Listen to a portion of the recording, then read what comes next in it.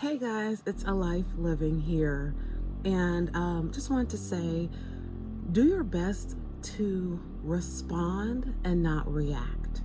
All right, because when you react to things, you become a target because people then know that they can control you. All right, and I'm not trying to be rude; it's the truth. Because when you react to something, your response starts to become predictable. And there are people who watch and who notice those things. So they will get you emotionally charged so that you can do the predicted reaction that they want. For example, if they're having an issue at work and they know that you are reactive, they might come to you, tell you what their issue is rather than handling it themselves because they know that you are a Captain Save-A-Ho and you're going to and go defend them to whoever, and now you're going to look like a fool because they might not even have the capability or desire to defend themselves because they believe that as long as I look pity and as long as I look sad, this person is going to go to bat for me. Even if the person you're going to bat for was in the wrong, and then you look like a turd waffle because you put your neck out there for someone who was in the wrong, or someone who did not deserve it. So you have to get to the point where you slow down and think before you speak.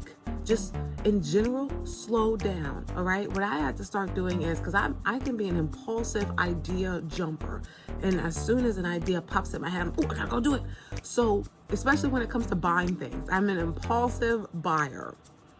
And though I almost impulsively bought something the other day that I do feel like I need, but I don't know if I actually need it or not.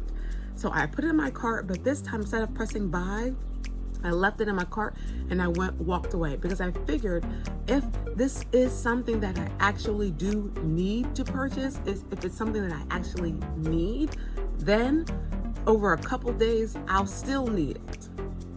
You get what I'm saying?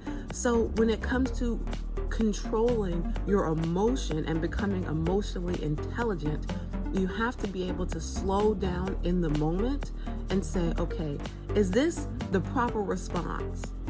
And 9 times out of 10, after you get out of your initial jerk reaction, you will realize like, oh, this isn't even as big of a deal, and you will save yourself embarrassment. Because personally, when I notice people that are super reactive, I've noticed that they have to apologize a lot more because they end up looking like total a-holes a lot of the time because they get things wrong and they misinterpret what's going on because they don't allow time for the truth to reveal itself. They assume.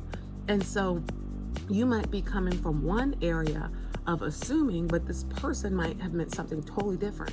So it's important that you don't look at the world as the world is attacking you, because if that's how you look at it, you will always see the attack. You'll miss the positive from that. You'll miss the blessing. You won't even see it. It'll zoom right past you. You wouldn't see a blessing.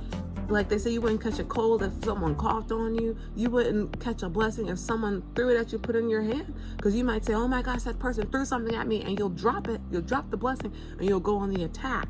And then you'll end up having things to attack. I have noticed that now that I have become responsive, even if I do get agitated in the moment, now that I respond, I have a lot less reasons to respond because people don't get the emotional hit that they used to get from me. And so I don't have issues. I used to always, you had me messed up because I felt like you don't get to disrespect me still. But I felt like I had to let people know, like, you don't know who you effing with. You know, you got me bent, twisted, backwards, upside down, and all around. If you think you're finna do this and do this to me. Baby, let me tell you something. And I would give people the response back. But now, you don't get that from me. If you think that, we don't even get to that point. But I will say, if someone feels froggy, I will let that bee leap a couple times. And what I have started doing, let me explain this to you. See, this is what we're not going to do. Okay? You're not going to come in here doing all this and something like that. And when I respond to their lunacy, really direct and stern, people stop. This one lady started bucking at me. I pulled her like, first of all, let me explain this. And after my phrase, she almost started crying. But before, she was wiggling her, rolling her neck, doing, baby, you got the wrong one. Because I'm not going to feed into that with you. I'm not going to sit out here looking like a daggone fool because you want to look like a fool. Because you're upset about something that's going on in your household or in your life. You're upset with somebody else and you trying to take that out on me. Just like I'm not going to allow it. You don't get to do that to me. However, I don't have to defend myself to you. I don't have to prove anything to anybody. I know who I am. I can look in the mirror with everything that's happened to me, everything that I've done. I still, more now than ever, can look myself in the mirror and say, well, I'm happy with that. Do I want to get a little bit flatter stomach? Sure, perhaps. But I like how it looks now. I like how I look. I like how I am on the inside. I'm not running from who I am. I might not be running to certain people, but I'm not running from myself. Because no matter where you go, there you are. You can go to Paris, you can go to Milan, you can go to Turks and Caicos, you can go to New Jersey, but wherever you are, you're still there. So you have to be able to control and manage you, and don't let other people control you, because whoever controls your emotions controls you too.